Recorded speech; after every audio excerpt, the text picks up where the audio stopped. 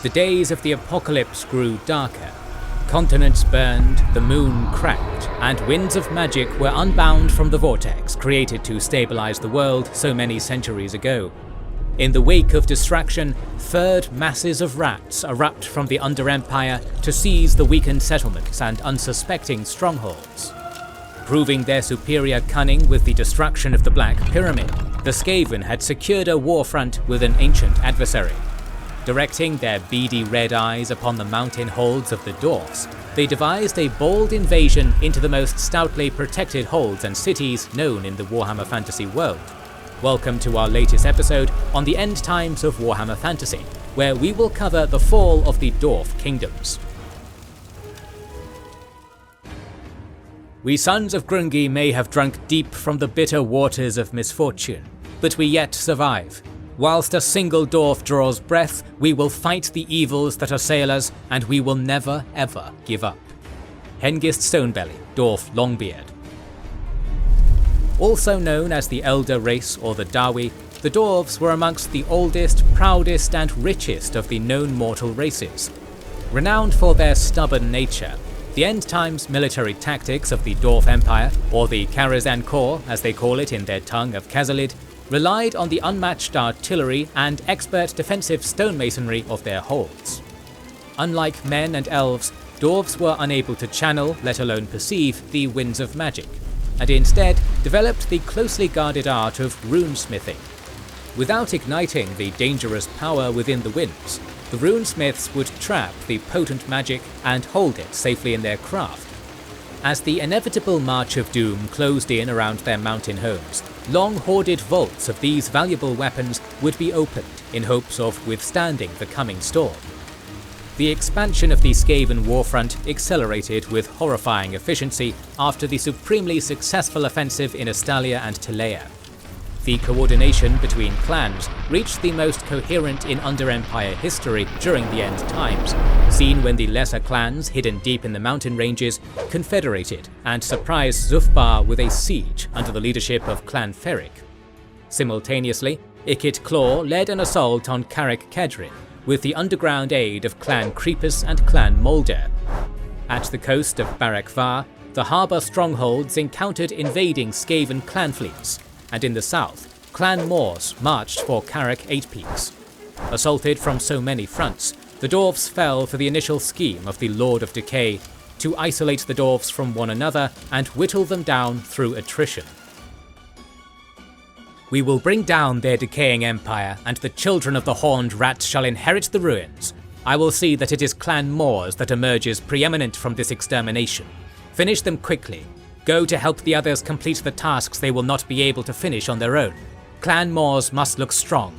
Clan Moors must be victorious. Lord Nordwell, warlord of Clan Moors.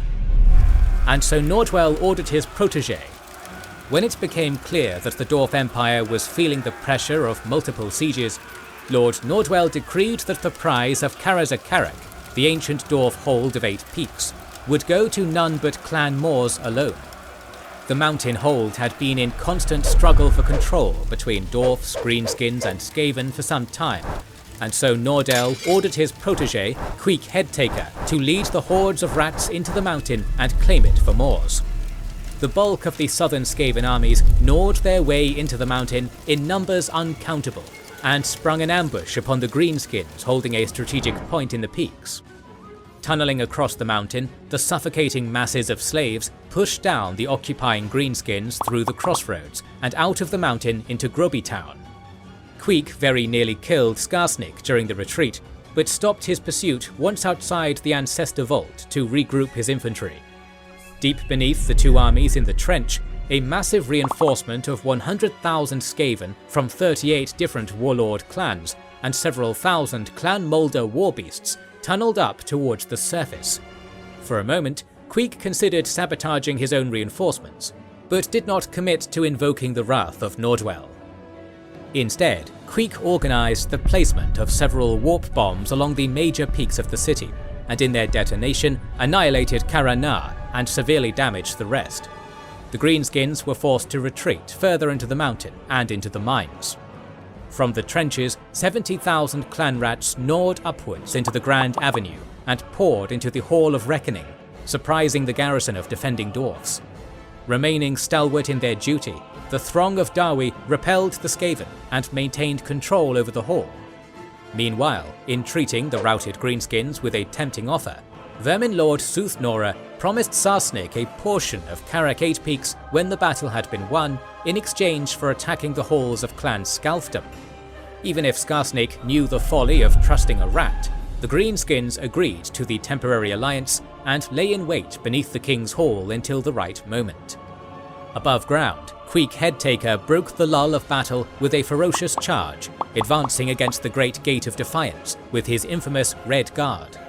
Poisoned globes from a team of vatbags sailed over the Red Guard and landed inside the gatehouses and battlements, creating a poisonous miasma that gave the mutant beasts time to dismantle the gate. Once the huge door had been opened, an imposing wall of armoured stone-plate dwarfs stubbornly prevented any further advancement into the King's Hall. There, surrounded by his legendary Iron Brotherhood, the King of Karak Eight Peaks, Belegar Ironhammer, awaited another fateful meeting with the Skaven that had long tried and failed to claim his head. In the heat of the assault on the gates, a horn sounded from the peak of Carag Lune. Down the mountain, barreling towards the front lines of the Skaven, lumbering packs of ogre mercenaries and Mournfang cavalry answered the call. Taken totally by surprise, the Skaven morale shattered, and the rat packs fell back to Grubby Town, their retreat covered by Deadeye snipers pelting into the fat bodies of the ogres. When it seemed that the Dwarves were gaining a foothold, another surprise attack yet again turned the tides of battle. From the mines, Sarsnick's Greenskins sprung the promised attack on the unsuspecting hall of Clan Scalfdom. Besieged from both over and under their mountain, word quickly spread of Skarsnick's successful capture of the clan hall. Upon receiving the news, the ogre mercenaries betrayed the Dwarves and began a renewed assault on the Great Gate of Defiance. The absolute chaos of the quickly changing tide of battle led to a slaughter of Dwarfs, Ogre, Orc and Skaven alike. The Grey Seer Krenskrit, leading the expertly timed final wave of Skaven reinforcements up from the trenches and caves, called upon his magic. The rocks and tunnels collapsed in the mines and Scalfdom Clan Hall, trapping Skarsnick's Greenskins inside. Queek's front line committed to another charge at the gates in the chaos, forcing the ogres to retreat and the dwarves to fall back into the King's Hall. The warrior king Belegar met Queek in single combat, refusing to capitulate to the Skaven invaders.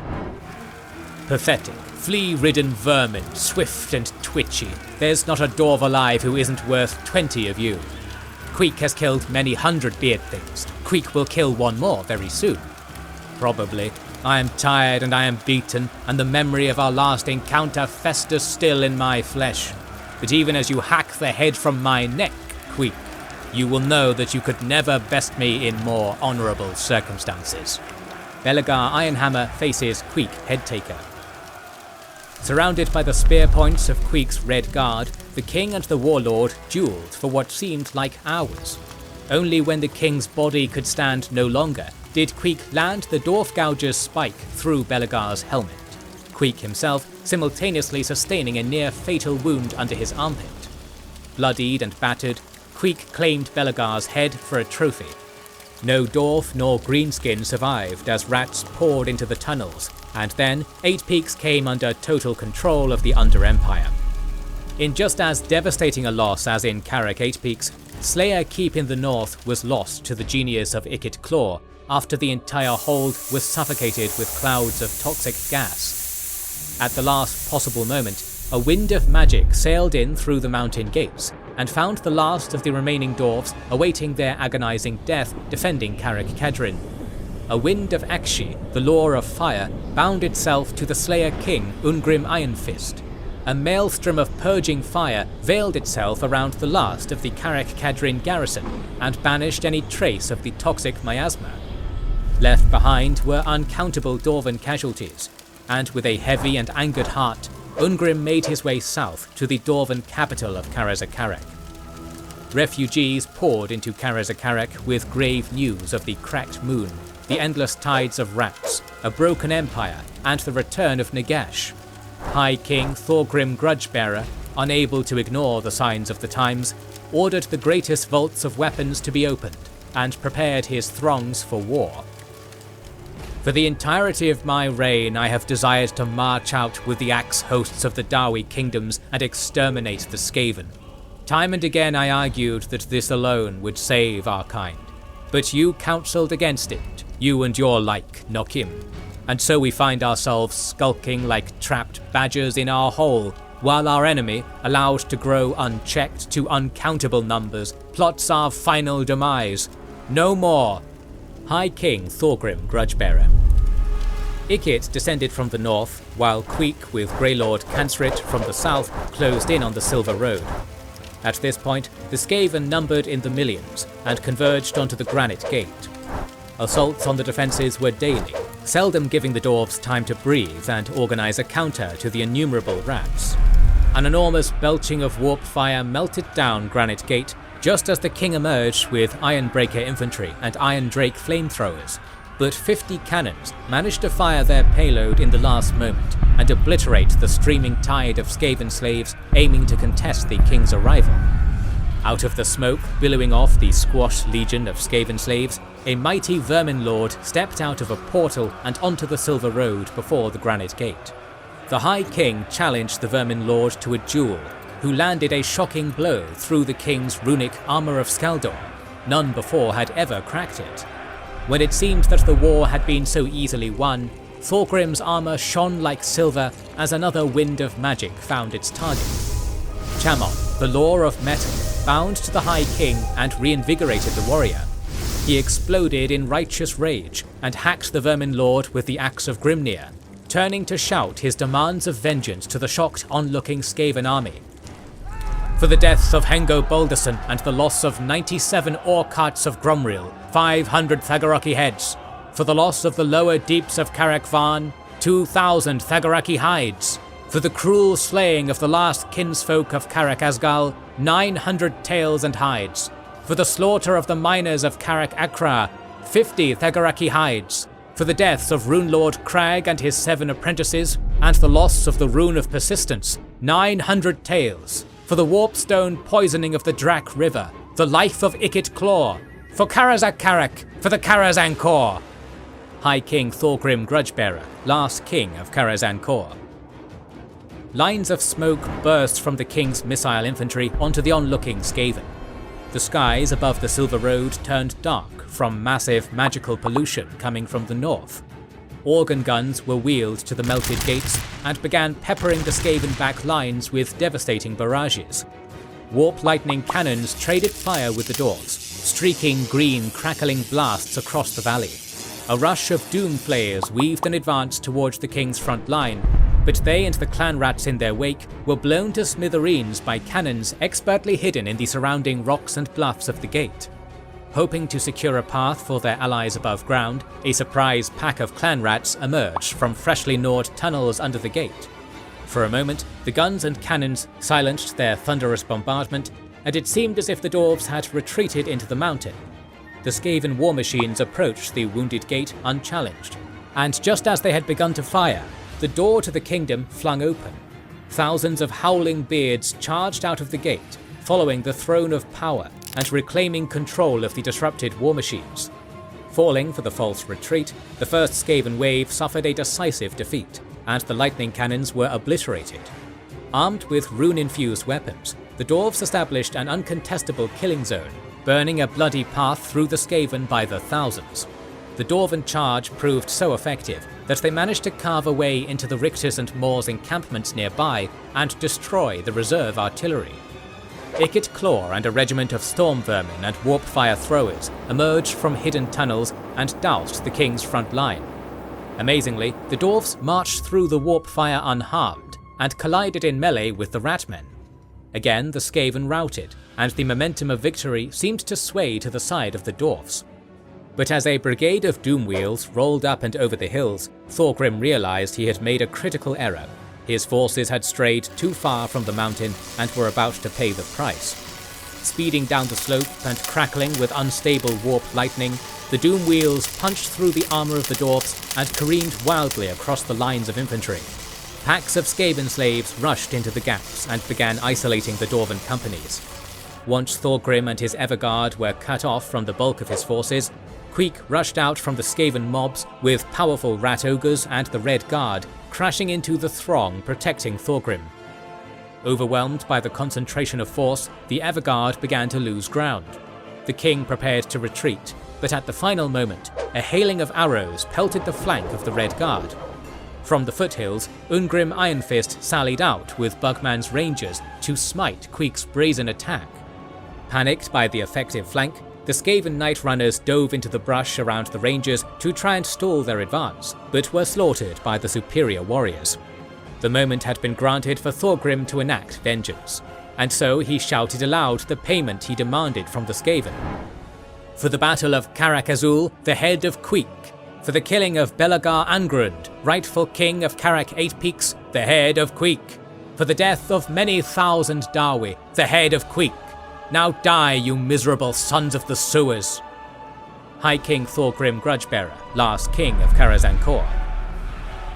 The throne of power was carried into single combat with Queek. The rat placed his faith in his armor-piercing Dwarf Gouger, but Thorgrim parried and cleaved the infamous Dawi-killing weapon in two with his runic axe. The king's gauntlet swatted Queek's sidesword away, and thrust his hand in a crushing hold over the rat's throat. Holding him high in his crushing grasp for his warriors to see, Thorgrim shook the Skaven's body, snapped his neck, and cast him aside into the many thousands of dead rats around. Queek had been defeated, and a massive rout rippled through the Skaven ranks as the Dwarves secured the Silver Road. Gyro bombers circled around the Silver Road and bombarded the Skaven as they evacuated the valley. Thorgrim looked around the valley, the heavy cost to his kingdom weighing on his heart. Heavier and heavier he felt, until he realized that the invigorating power had left him entirely. His armor lost its gleam, and the Rune of Azumar, an artifact said to have been crafted by the ancestor god himself, sustained a crack. It was said that as long as the rune endured, so would the Dwarf race. The king kept this damning secret to himself as he sulked back to the mountain. Telling none of the loss of the rune, he climbed the thousands of concealed steps to the highest mountain, and remembered the names and clans of each Dwarf that had perished to save the kingdom. At the roof of the world, he finally attained some sense of ease, overlooking the long horizon of the kingdom.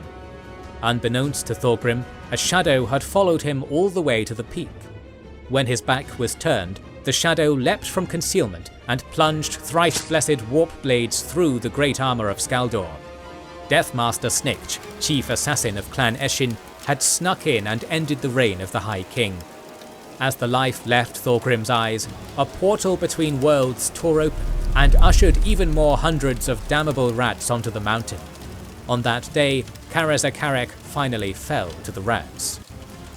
More videos on the end times are on the way, so make sure you are subscribed and have pressed the bell button to see them. Please consider liking, commenting and sharing, it helps immensely. Our videos would be impossible without our kind patrons and YouTube channel members, whose ranks you can join via the links in the description to know our schedule, get early access to our videos, access our Discord and much more. This is the Wizards and Warriors channel, and we will catch you on the next one.